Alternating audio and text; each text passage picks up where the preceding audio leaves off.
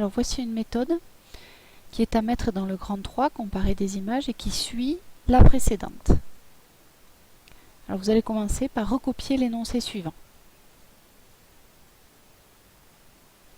Une fois que c'est fait, alors pour répondre à la question 1, je vais commencer par faire un petit rappel. Vous n'avez pas à le recopier, ce rappel, parce que vous l'avez dans votre cours quelques lignes avant.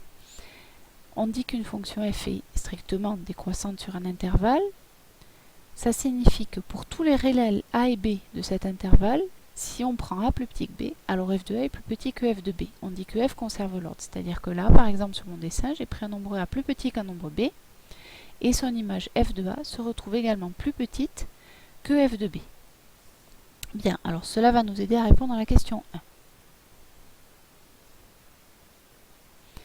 Alors, je suppose qu'une fonction est croissante. Ah, donc ça veut dire que si je prends un nombre plus petit qu'un autre, les images vont être rangées dans le même sens. Est-il vrai que f de 2 est plus petit que f de 3? En fait, on vous demande dans quel sens sont rangées les images, f de 2 et f de 3. On en déduit que mon petit a, dans mon exercice, il vaut 2, et mon petit b, il vaut 3. Si a plus petit que b, vérifions, est-ce que a est plus petit que b? Bah oui, a est plus petit que b, on le sait bien. 2, c'est bien plus petit que 3.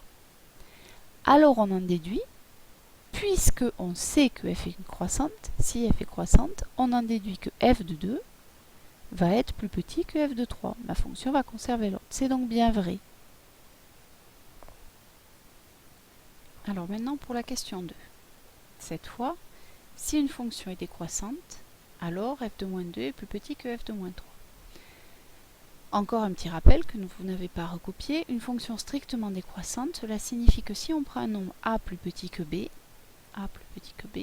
alors son image f de a est plus grande que f de b. F de a se retrouve en effet au-dessus de f de b, c'est-à-dire plus grand. Alors, pour notre question,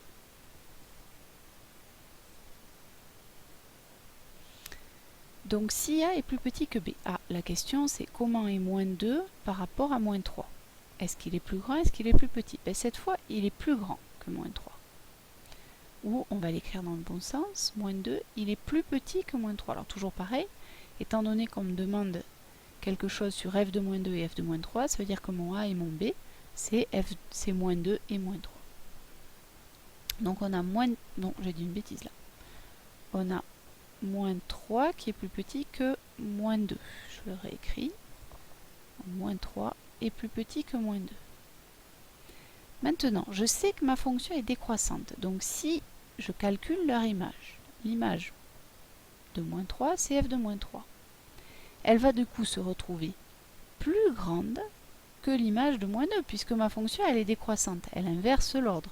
Le nombre moins 3 était plus petit que moins 2. Son image, f de moins 3, devient plus grande que f de moins 2. Par conséquent, f de moins 2 est bien plus petit que f de moins 3. Ça s'écrit aussi, si je le lis de droite à gauche, f de moins 2 plus petit que f de moins 3. Et donc, c'est encore vrai. Alors pour la question 3, il faut un petit peu plus d'imagination. Si une fonction f est telle que f de 3 est plus petit que f de 4, alors f est croissante. Alors, c'est sûr que si 3 est plus petit que 4, f de 3 va être plus petit que f de 4. Mais regardons un petit peu. Je peux imaginer avoir une fonction dans un intervalle, comme ça, dans un repère, pardon. Donc je vais mettre 3 ici et 4 là. Et donc je vais me débrouiller pour que f de 3, je vais le prendre, par exemple, je vais prendre un point ici. Donc f de 3, il se trouve là, soit plus petit que f de 4, qui se trouve là. Donc j'ai une fonction qui est telle que f de 3 est plus petit que f de 4. On les a ici. Eh bien alors ma fonction est forcément croissante. Eh bien non. Alors évidemment, il faut avoir un petit peu d'imagination, il faut être tordu, regardez ce qu'elle peut faire la fonction. Rien n'empêche qu'elle fasse ça. Alors, c'est pas forcément une bonne idée. Voyons, faisons-la un peu plus tordue. Rien n'empêche qu'elle fasse ça. Eh oui. Elle n'est pas croissante. Alors, elle est croissante pendant un moment, mais après, elle l'est pas. Elle pourrait faire un truc pire aussi, hein. Regardez, elle pourrait faire, je sais pas moi, quelque chose comme ça. Bon, non, peut-être pas là quand même. Il faut que ça reste une fonction, hein. Mais voilà, elle pourrait faire quelque chose comme ça.